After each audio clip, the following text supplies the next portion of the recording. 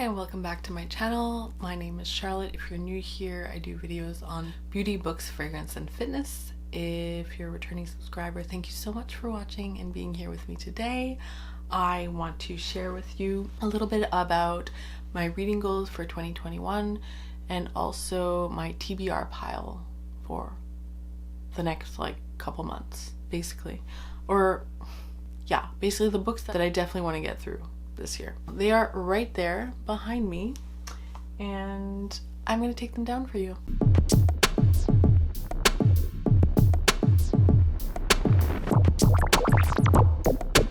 Let's go through them. So first we have Caste, The Origins of Our Discontents by Isabel Wilkerson. My son put some little sticker here, so cute. I've already started it, as you can see. This is dealing with racism, obviously, but also more specifically, it's looking at racism, specifically in the US, more as a caste system of power, similar to what you would find in India and what we had in Nazi Germany. I'm enjoying this at the moment. I'm still at the very beginning, but this is a book that I want to get through very soon. Next up, we have Jane Fonda, My Life So Far. And I got this because, first of all, I love memoirs and biographies.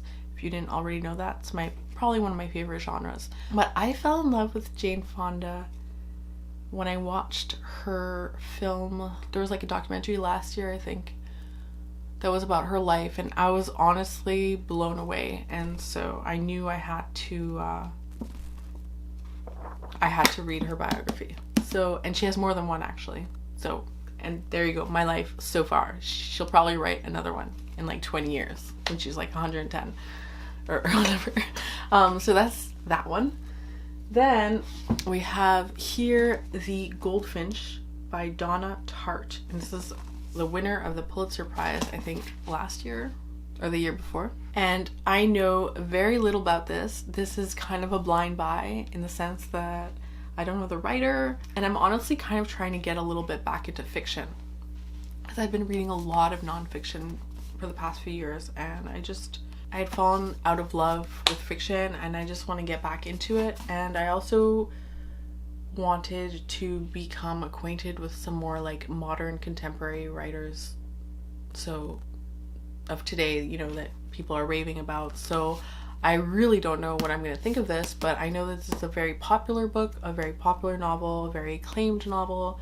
And yeah, I got this online thinking, blind buy, and not realizing that this is an 800 page book. So I hope I like it. Next up, we have, similarly to the other one, this one is also a 600 page book. This is Stamped from the Beginning by Ibram X. Kendi, The Definitive History of Racist Ideas in America. And actually this is one that I'm reading purely almost for the information, because I'm not a big fan of his writing so far.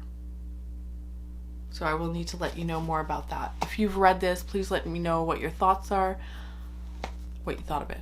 Thank you. Up next, we have American Dirt by Jeanine Cummins, and this is Oprah's Book Club 2020 selection. And again, this is another one that I didn't know too much about, and I was just okay, I just wanted to get a few very acclaimed recent fiction books and start with that, and see what I like. But then I recently looked up, and there's so many writers, who really good writers. Stephen King here is recommending it, and it's on Oprah's Book Club and everything, so I thought, oh, okay, and the story seemed really interesting.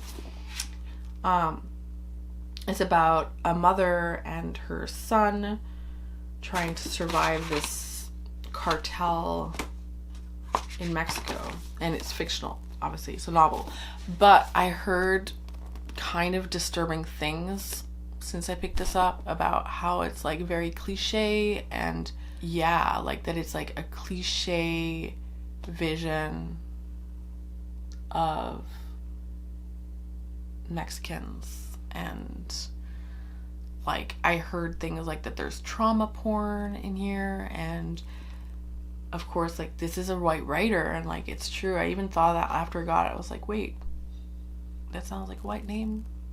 But like I just kind of went like, this was an impulsive buy, and now I'm just kind of like, okay, well, you know, I'm keeping that in mind as I read it. I don't know, it's hard to start off a book with so many like opinions, you know, but I'm still going to read it. I'm still going to try it out. Stephen King on the back says extraordinary. So it still has a lot of accolades, a lot of people love it, but there's a lot of criticism that seems to be quite valid too. So I'm eager to see what we think of this one. Next up, I have The Unspeakable Mind, Stories of Trauma and Healing from the Frontlines of PTSD Science by Shaili Jain, MD. And I bought this a few months ago, like just when it came out. It just came out a few months ago. Came out this year, 2020, last year.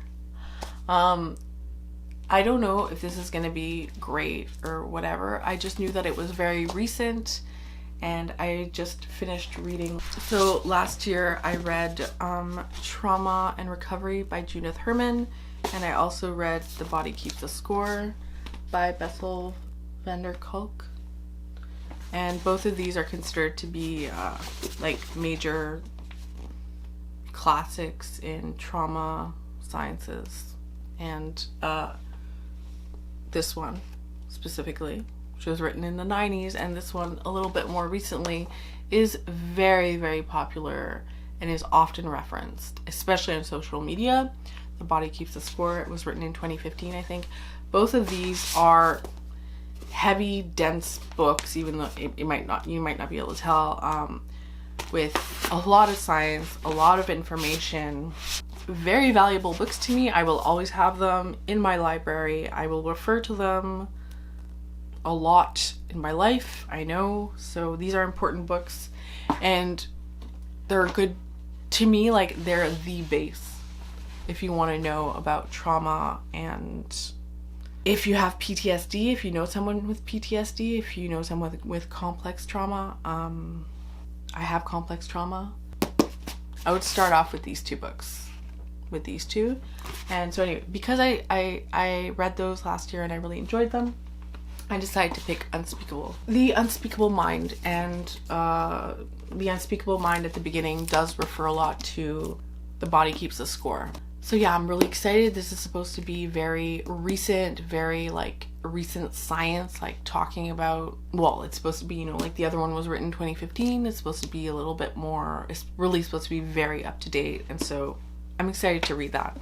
Next up, we have a book that I started reading in 2020, but that's gonna take me a long time to read. This is The Age of Surveillance Capitalism, The Fight for a Human Future at the New Frontier of Power by Shoshana Zuboff.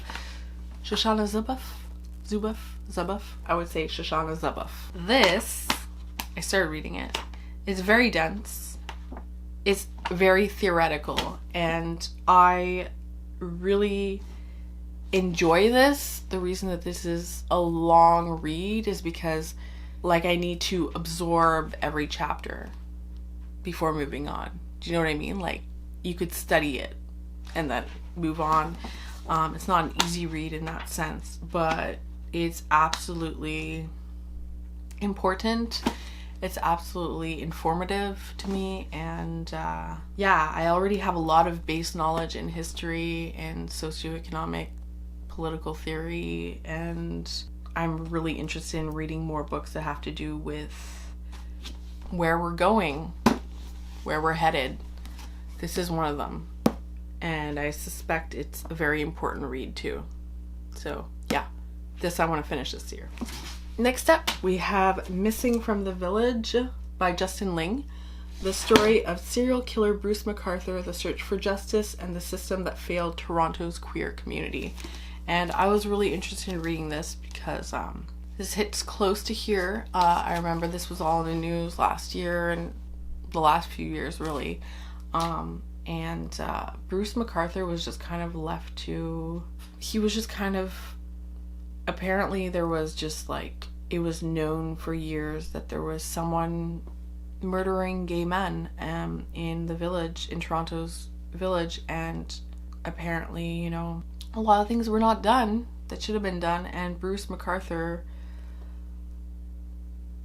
is a serial killer that, like other notorious serial killers, had a seemingly docile, innocuous, inoffensive life. And, you know, that is very far from what the truth was. So anyway, I'm looking forward to reading this. This does fall into my genre preferences too. I won't lie about that. I really look forward to reading this, and I hope that it's good.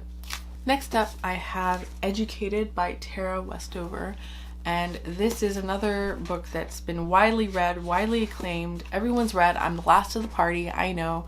I don't know why I've like put it off for so long too, because like it is a memoir, and like memoirs are like my number one thing, right? But yeah, I just have not read it. I just started it yesterday. Yeah, so I'm just starting it now. But I will definitely be reading this year. Next up, two more to go. We have A House in the Sky, #1 Canadian bestseller, a stunning story of strength and survival. Jeanine Wells, author of The Glass Castle, said that. So this here, I'm like literally, I'm reading the back because I'm like not remembering. Her curiosity led her out into the world. Her courage brought her back. At the age of 19, Lindhout moved from Red Deer to Calgary and began to travel the globe. She backpacked through Latin America, Laos, Bangladesh, and India, and emboldened by each experience, went on travel solo across Sudan, Syria, and Pakistan. In war-ridden Afghanistan and Iraq, she carved out a fledgling career as a TV reporter, and then in August 2008, she traveled to Mogadishu, Somalia, the most dangerous place on earth, to report on the fighting there. On her 4th day in the country, she was abducted and then held captive for 15 months. This is one book. Vivid and suspenseful, as artfully written as the finest novel, A House in the Sky is a searingly intimate story of an intrepid young woman and her search for compassion in the face of unimaginable adversity. There you go. Another book that I'm excited to read this year.